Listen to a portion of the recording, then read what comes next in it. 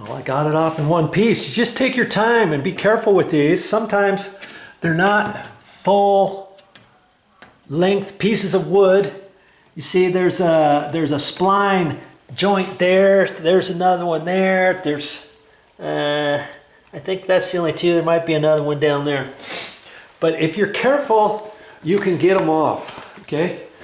So I got that one off and I lightly scraped on there with my putty knife to get all the caulking off. I've got this one loose up there, cleaned off and stuff, so I can swivel it because I don't really have to do anything with that, because this is okay over here, remember? Because it's difficult to get this one out because there's a nail right there, and then this piece goes all the way through. See, and I don't need to take this side one off where the hinges are. Okay. So now that I have that, see, I can move that over like that to 1 3/8 or 1 3/8, something like that. And it's going to be lined up where it's supposed to be. Then I can do the same thing down there. The same thing down there was about 1 3/8 already, but now it'll be all set, because see, then I can close this door and I can line it up and see what I need to do to get it adjusted. And I even saved the nails. Look at, these came out of a nail gun, but they're straight enough to be reused. Not this one, but I can go out into the garage and tap on that with my hammer and refashion that. Or you can use your, if you got some 4-penny finish nails, you can use those. And I know I don't want to use any more than 5 nails on the side and 1 up there and 1 in the middle, because that's all the nails I have, 7 nails. And I'm good. So see, my next step is I'm going to measure over 1 3/8 or long 1 3/8 maybe, or just 1 3/8 and do 1 3/8 down there. And then I'll put the piece up there, tack it at the top and bottom, and then start closing the door and figuring out where I need to adjust it. If I need to tap on the top, I can. I've got my little block of wood right there I can tap on. And here's the piece I had to clean off the caulking on the back side with my sheetrock knife, and I'll probably get those a little bit cleaner. This pulled right off. The nails stuck into the jamb this time, all of them, and so I just gently pried those out. Okay, so I've got this cleaned off on both sides. Sometimes you have to spend a little bit of time to do that, but then you can reuse your doorstop, because I can reuse the doorstop and then recalk it and do all that kind of stuff. Nobody's ever going to know, and I'll have fixed this right. Whoever installed this, they pushed it over because they thought the door was a little warped and wasn't closing properly, or maybe the existing wall wasn't plumb. Maybe the wall was out of whack. You know, who knows? I wasn't the one who installed these 15 years ago, and I'm just here to paint. I wasn't supposed to be here to fix all this kind of stuff, but hey, that's just part of what the project's going to entail, and I don't mind. It didn't really take me that long. You can do it. I know you can. Okay, so I measured up the top 1 3/8. There's my pencil mark right there. I haven't nailed the top yet, and I tacked that. I did the same thing down at the bottom, okay, where I thought it needed to be. Then, before I do anything, I got to come in here and close the door. Okay, this door happens to be warped slightly different than the last door. If you didn't see the other door, you can see that on my channel. Go to my playlists under doors. This one's hitting the bottom first instead of the top.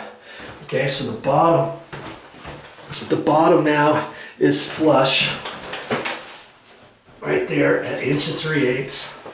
Okay, and the top is sticking out. The top, see, if I have that closed right there, the top is still sticking out about 1/4 inch, but I've got it measured back. I've got the door stop out of the way. So see, if I were to push on this door right now with my hands, it can flex that far. See, now I've got that pretty much the same as both sides, but every time I close the door, I'm not gonna have my hand up there, am I? What's gonna keep the door closed? That's right, the door stop. Okay, so I'm gonna push on the door strike. I'm gonna push on the door right there, then take a look up there, okay? So I'm gonna push on that and look up here at the same time, mimicking that door is gonna be closed right there. And that's getting it up as tight as I can get it, just by keeping the pressure on my hand right there, see? And I know that's flush up there, and on the middle of the door, I had a mark at 1 3/8. Okay, but I've got to pull the door further because I want this door strike plate to keep it closed. So see down there at the bottom, I'm tight, and I want this up at the top tight. Okay, so I'm pulling right at the door handle, okay? And see how that's flexing this because it's not nailed yet, right? So I can just pull that, and I can check the top too, and the top is tight right like that, and the bottom's tight right there, so I can hold that right like that, put a pencil mark along there, and that's where I'm gonna nail this. And see on the side here, it's more than 1 3/8 now. See, 1 3/8 is about right there, so I gotta push that over just a little bit, and that's right at 1.5 inches. Okay, and I'll get that door. That door will be nice, a lot straighter than it was before, right? And that's all you gotta do. Okay, so I'm gonna hold that where it needs to be. I'm not gonna nail that all the way in. I'm just gonna leave it like that. And then I'm getting you dizzy now, aren't I? And you know, it should be the same as it was before. You see there, it's tight at the bottom. And I got a big old huge gap along there, but when I pull this and keep it closed right here, that straightens up that entire door. Okay, that's beautiful, perfect right like that. And so, see, I can hold that right there, and I'll put a pencil mark, because remember I need 5 nails in this. The 5 nails I took out, so I can hold that right where it's at.